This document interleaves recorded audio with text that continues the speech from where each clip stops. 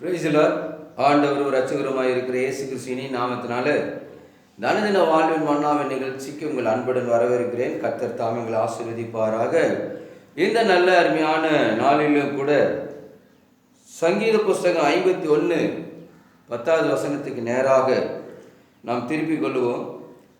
தேவனே, சுத்த இருதயத்தை என்னிலே சிருஷ்டியும், நிலவரமான ஆவியை என் உள்ளத்திலே புதுப்பியும் என்று சங்கீதக்காரன் சொல்லுகிறான்.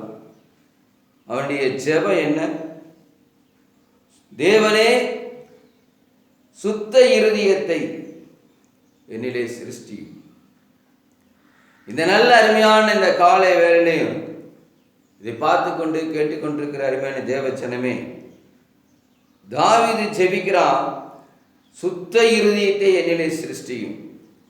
சுத்தமான இருதயம் ஆண்டவர் அதான் எதிர்பார்க்கிறார். சுத்தமான இருதயம், பரிசுத்தமான இருதயம், கள்ளங்கபடம் இல்லாத ஒரு இருதயம் ஆண்டவர் பார்க்கிறார். தாவீது சொல்கிறான், தேவனே, சுத்த இருதயத்தை என்னிலே சிருஷ்டி, என்னை உருவாக்கும். இந்த இருதயத்தில் ஆண்டவரே ஒரு புதிய இருதயமாக, சுத்தமுள்ள இருதயமாக, பரிசுத்தமுள்ள இருதயமாக, கபடற்ற ஒரு இருதயமாக, மாசில்லாத ஒரு இருதயமாக என்னிலே சிருஷ்டி. இந்த இருதயத்தை புதிதாக்கும். இன்னைக்கு அநேகர் இருதயத்தை கல்லர் குகையாக்கி வச்சிருக்கிறாங்க. அது தேவன் வாசம் பண்ணுகிற ஒரு இடம். இருதயத்திலே தேவன் வாசம் பண்ணுகிறார். அந்த இருதயத்தை கல்லர் குகையாக்கி கொண்டு இன்றைக்கு அநேகர் வாழ்கிறாங்க. தாவீது சொல்லுகிறான், சுத்த இருதயத்தை என்னிலே சிருஷ்டி. தேவனுடைய ஆலயமாகி இந்த இருதயம் பரிசுத்தமுள்ளதா இருக்க வேண்டும், தூய்மையுள்ளதா இருதயமாக இருக்க வேண்டும். அதுல மாசு இருக்கக்கூடாது, துப்புரவுள்ள இருதயமாக இருக்க வேண்டும். தேவன் வாசம் பண்ணுகிற இடங்கள் அது எப்படி இருக்கணும்? பரிசுத்தமாக இருக்க வேண்டும். நிலவரமான ஆவி என் உள்ளத்திலே புதுப்பியும். தேவனுடைய ஆலயத்திலே பரிசுத்த ஆவியானவர் வீற்றிருக்கிறார். எனக்கு அருமையான தேவ ஜனமே, உங்கள் இருதயமாகிய ஆலயத்தில் பரிசுத்த ஆவியை புதுப்பிக்கும்படி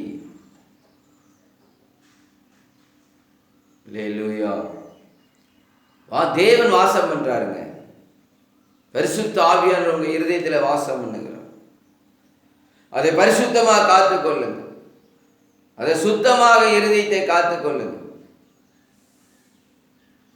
உடலுக்கு எப்படி ஆரோக்கியத்திற்கு இருதயம் வேண்டுமோ, நாம் ஆவிக்குரிய ஜீவியத்திலே வாழ்வதற்கு, தேவன் இருதயத்திலே வாசம் பண்ணுவதற்கும், பரிசுத்த ஆவியானவர் இருதயத்திலே தங்கி இருப்பதற்கும் பரிசுத்த ரொம்ப முக்கியங்க. பரிசுத்தம் இல்லாமல் ஒருவனும் தேவனை தரிசிக்க முடியாது என்று சொல்லி பார்க்கிறோம். எனக்கு அருமையான தேவ ஜனமே, கர்த்தருடைய பிள்ளைகளே, உங்க இருதயம் பரிசுத்தமா இருந்து தேவ ஆவி உங்க இருதயத்திலே வாசம் பண்ணி கொண்டிருந்தால் தேவனை தரிசிக்கலாம், தேவனுடைய வார்த்தையை கேட்கலாம், தேவ சத்தத்தை கேட்கலாம்.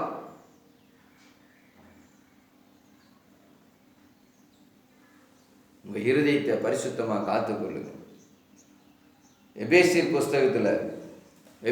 புஸ்தகம் 2:10 இப்படி சொல்லப்படுகிறது, ஏனெனில் நற்கிரியை செய்கிறதற்கு நாம் கிறிஸ்து இயேசுவுக்குள் சிருஷ்டிக்கப்பட்டிருக்கிறோம். நல்லதை செய்வதற்கு, நன்மை செய்வதற்கு நாம் கிறிஸ்து இயேசுவுக்குள் சிருஷ்டிக்கப்பட்டிருக்கிறோம். ஆண்டவராகிய இயேசு கிறிஸ்துக்குள்ள பிதா குமாரன் பரிசுத்த நாமத்துக்குள்ள ஞானஸ்தானம் பெற்று சிருஷ்டிக்கப்பட்டிருக்கிறோம். எதற்காக? நற்கிரிகளை செய்வதற்கு, நல்ல காரியங்களை செய்வதற்கு, நல்லதை நினைப்பதற்கு, இருதயத்தில் நல்லது தோன்றுவதற்கு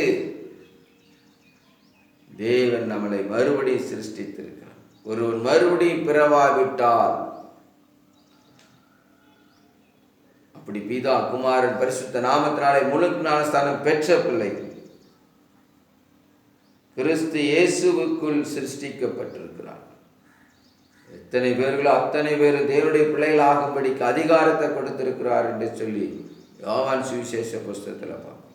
இயேசு கிறிஸ்து நாமத்தினால யாரெல்லாம் ஞானஸ்தானம் பெற்றார்களோ அவருடைய நாமம் அல்லாமல் வேறொரு நாமம் ரட்சிக்கப்படவில்லை என்று சொல்லி பார்ப்போம். இயேசு கிறிஸ்து நாமத்தினால தான் ரட்சிப்பு. இயேசு கிறிஸ்து நாமத்தினால ஆமென், அல்லேலூயா, அவருடைய பிள்ளைகளாகும். ஆமென். அடுத்து சொல்லுது, தேவனுடைய செய்கையாயிருக்கிறோம். நற்கிரிகளை செய்கிறதற்கு நாம் கிறிஸ்து இயேசுவுக்குள் சிருஷ்டிக்கப்பட்டு தேவனுடைய செய்கையாயிருக்கிறோம். அவருக்குள்ள சிருஷ்டிக்கப்பட்டு அவருடைய செய்கையாய், அவருடைய நடத்துதலாய் இருக்கிறோம்.